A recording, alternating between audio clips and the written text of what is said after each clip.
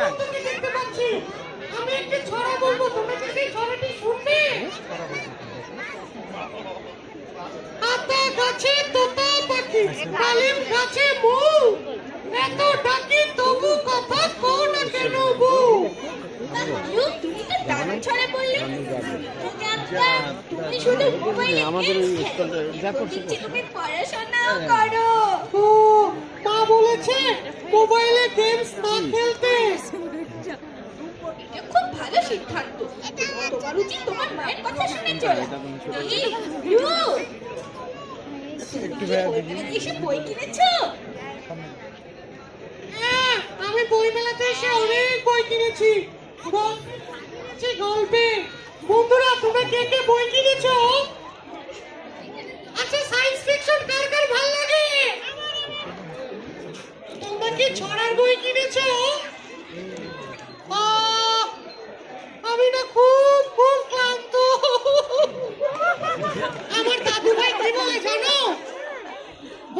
দাদু ভাই, ও দাদু ভাই, শোনো, আমি অনেক অনেক বই পড়েছি, তাই আমার জ্ঞান অনেক বেশি।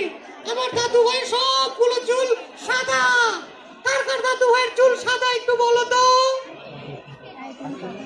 আচ্ছা, দাদু ভাই কি তোমাদের আদর করে? শোনো বন্ধুরা, আমরা আগামীকাল দাদু ভাইকে নিয়ে আসবো। দাদু ভাই আমাদের এখানে গল্প বলবে। কি মজা, সত্যি বলছো? দাদু ভাই আসবে আর আমাদেরকে গল্প শোনাবে? দাদু ভাই তো অনেক মজার মজার গল্প বলে, আমার এটা মজা লাগে। ও, আমারও ভালো লাগে। বন্ধুরা, তুমি কি পুতুল নাটক দেখতে চাও? সবাই জোরে একটা হাততালি। তাহলে আমি আর অপু বিদায় নিচ্ছি। আমি আর আলো বিদায় নিচ্ছি।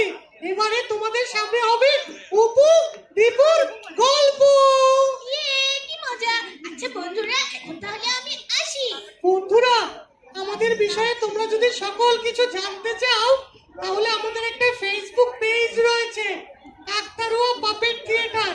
আমাদেরকে ফলো করলে মজার মজার গল্প, গান, তারপরে কবিতা, ছড়া, অনেক কিছু দেখতে পাবে। আর আমরা বইমেলায় কি যা যা করছি সব জানতে পারবে। আর কালকে আরো নতুন গল্প হবে। আগামী শিশু প্রহরে আর একটা নতুন গল্প রয়েছে। গল্পটির নাম বনভ্রমণ। আমরা বনে কিভাবে ভ্রমণ করি, পশু পাখি প্রাণী সবার সাথে দেখা হবে। আজকে তাহলে আমরা বিদায় নিচ্ছি। শুরু হচ্ছে অপু দীপুর গল্প।